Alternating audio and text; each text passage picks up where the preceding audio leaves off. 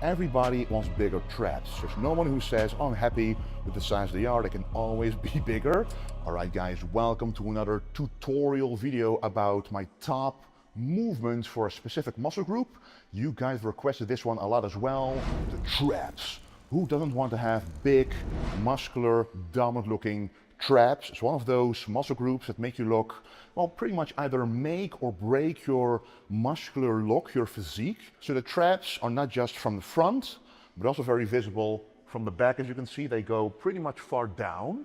So today I'm going to explain to you guys what I think are the most optimal movements for training and making those traps bigger. So we of course are going to start out with the shrugs. We all know them. They're pretty much the best movements for the traps, right?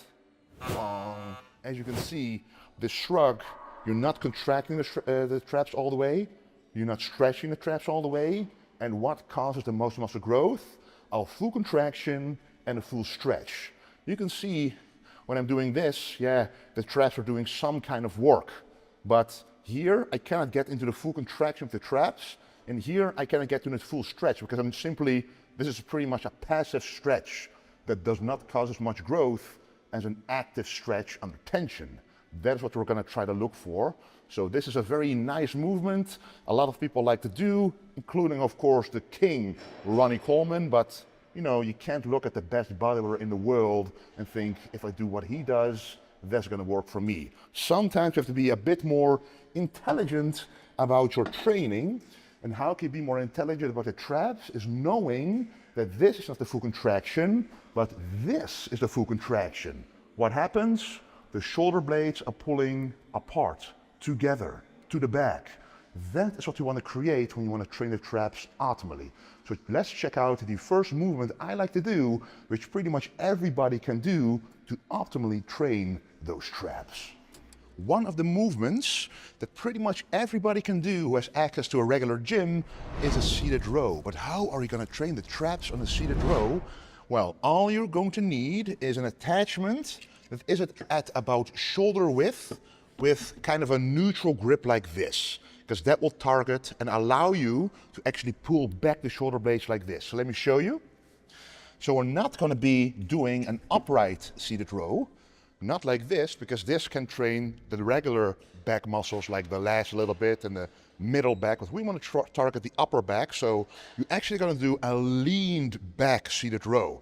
This is if you don't have access to like a high row machine, for example. So you're lean back a little bit and you really go into the traps like this. Like if you look at the back of my back right now, you can see that the shoulder blades are being pulled together and really the traps are being engaged. So this is gonna create those huge traps, and you can go nice and heavy here. And the stretch here is very easy. You can just go into the stretch, always stretch with every single movement, but the contraction, that's what it's all about. So if you really wanna make sure you're doing this correctly, contract for about half a second, stay in there, and then slowly go back into the stretch. So I like to do about 3 sets here, 8 to 12 reps, nice and heavy, nice and concentrated on really pulling those shoulder blades together and activating those traps.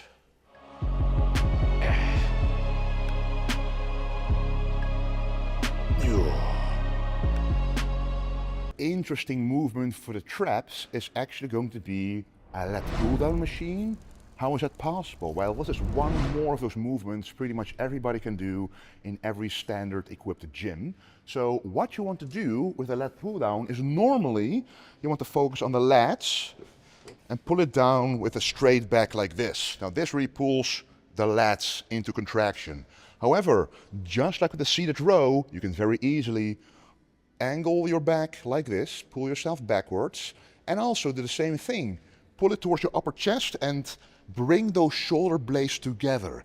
That is the secret of training the traps. So go all the way up, go into the stretch, stay in this position with your upper body. So not like this, also not too extreme like this, but just in between.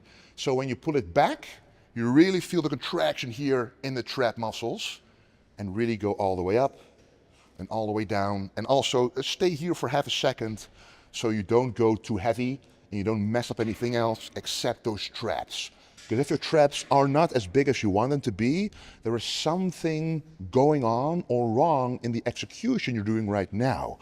So you might as well improve upon the execution by waiting half a second in the contraction part where you know that is where you activate the traps the most. So all the way up, lean back a little bit, all the way down, squeeze, and go back up.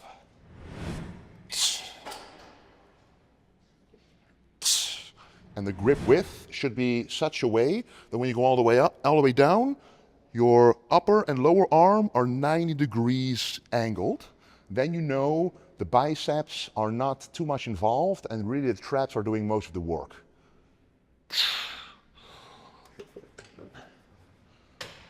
You can go a little higher volume here, 12 to 15 reps, as it's more of a pull down motion, like a high row motion.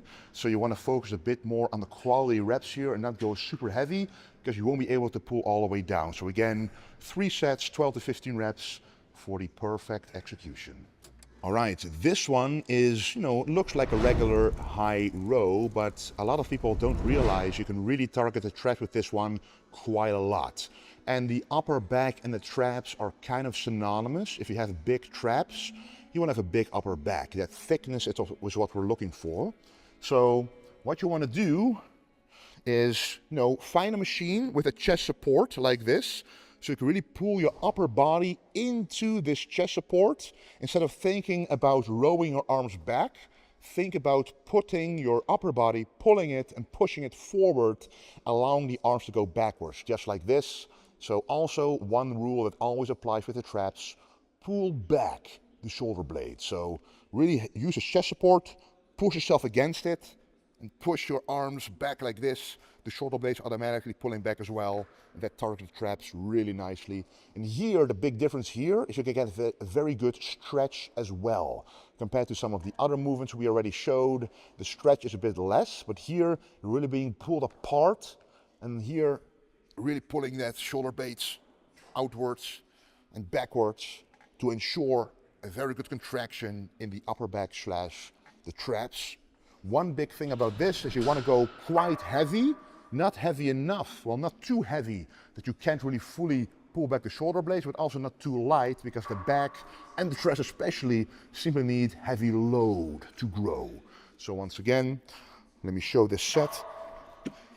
Full stretch, use the chest support to keep yourself pushed into the pad all the way to the back. And here you can also be in a rep range of 8 to 12 reps to create those very thick traps. So for people who truly just enjoy shrugs, who are hell-bent on keeping the shrugs in their program, after all, I used to do them for many years ago. There is one way to make them a bit more effective. So you grab dumbbells that are nice and heavy, but instead of going straight up, you're actually going to pull them back like this. That way you get a much better contraction. And then make sure you don't unstraighten your arm too much, because a lot of people do this. That's the biceps. What you want to do is just use the traps to go all the way back and then go all the way down. And I like to do it like this, all the way to the back, boom. Bounce a little in the bottom to force the stretch a bit more and contract. Just like that. You could also do it in a rotation motion, like this, or the other side, like that. Why would you do that? That creates a bigger range of motion. So instead of going all the way like this, just a regular up and down motion, at least go to the back for a much better contraction and a slightly larger range of motion.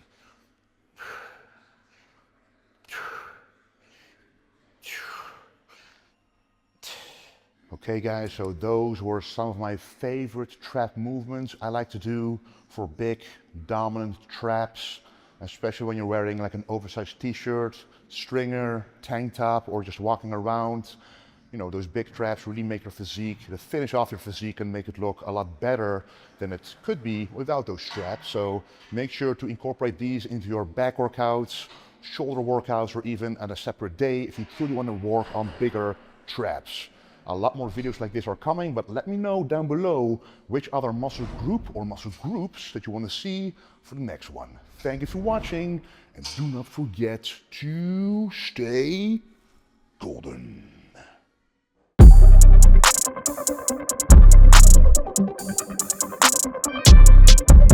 Hey.